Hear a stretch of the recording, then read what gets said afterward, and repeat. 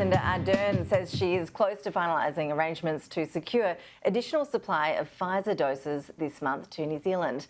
Over 66,000 doses were administered on Monday, and more than 60% of the eligible population has had at least one dose. Demand for vaccines has now outpaced supply, reaching 180% of what was initially planned for. As a result, the government has begun negotiating with Pfizer representatives and other countries for the past 2 weeks. As a result of these efforts, we are now finalising arrangements that secure additional supply in September. This will enable us to maintain our extraordinary vaccination rates throughout September until our bulk deliveries land in October. We are still waiting for final contracts to be signed, so I cannot confirm specific countries or details on quantities. They are, however, Pfizer doses, and we will share further information as soon as we are able.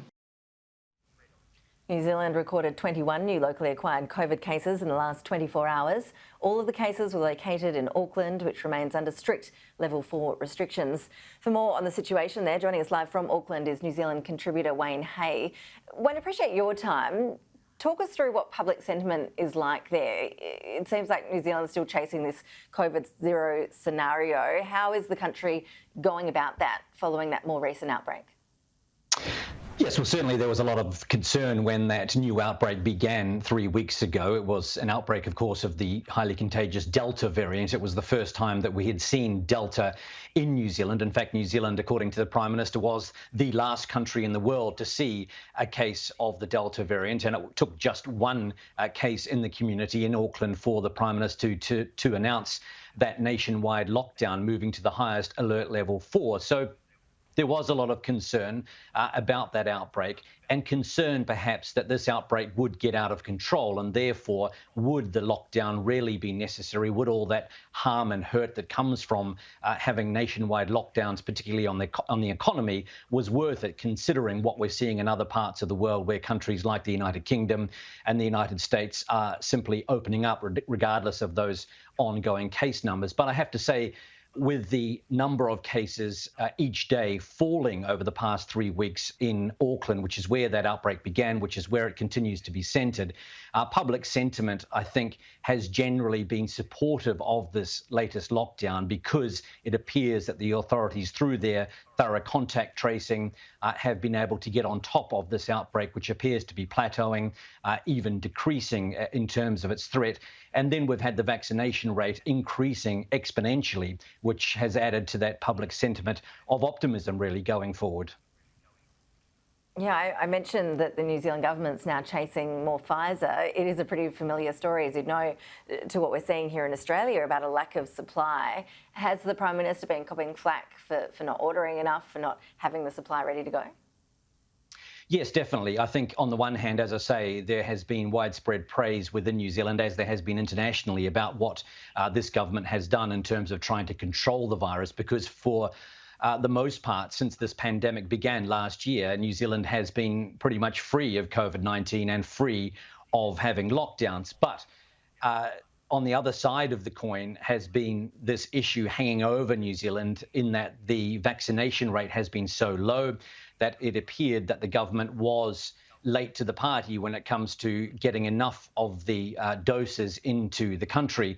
And that has increased in the last few weeks, because the rate of vaccinations, the demand from the public to get vaccinated, has increased so much, 180%, as you mentioned earlier, that fears have been increasing that, in fact, the government would run out of doses of the Pfizer vaccine. Well, they have responded to those concerns by going out into the global market, as we have seen the Australian government do, to negotiate with other countries which are yet unnamed, but there is speculation it could be France, it could be Canada. Both leaders of that country have good relations with the New Zealand Prime Minister, Jacinda Ardern, to try to secure an increase in the number of doses over the next few weeks. So it seems as if those deals have been done. As you heard before from the Prime Minister, Jacinda Ardern, we don't know the details of those deals yet, or exactly where those doses may be coming from, but it seems that they will arrive this month. which should bridge any shortfall or any gap that there would have been before the bulk shipments arrive, which were scheduled in October. Those shipments are still on track. So it seems that the government may stay on track to have as much of the population as possible vaccinated well before the end of the year. And Wayne, just finally, where is New Zealand at in terms of the debate that is obviously happening really strongly here in Australia, and no doubt is there as well, about how to open up, when to open up? Obviously, there's the New Zealand-Australian travel bubble, which is on again, off again. Is there a clear roadmap, a timeline that New Zealand is working towards and promising to stick to?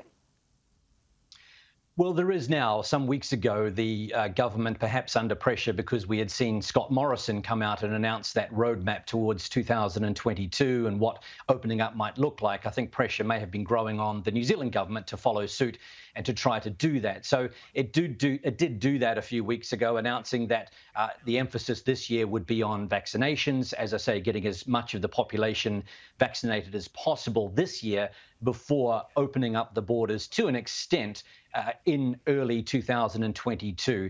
Now, the finer details of that have not been announced, but generally they said that what that would look like is that people would be able to travel freely overseas to low-risk countries, provided they were vaccinated, and be able to return to this country with COVID tests in place, of course, but without having to do that mandatory 14-day quarantine when arriving back in New Zealand. At the moment, that's what has to happen. There have been all sorts of stories about how difficult it is for New Zealanders who have to go overseas for business, New Zealanders who are living overseas who want to come back to New Zealand to live or to visit relatives.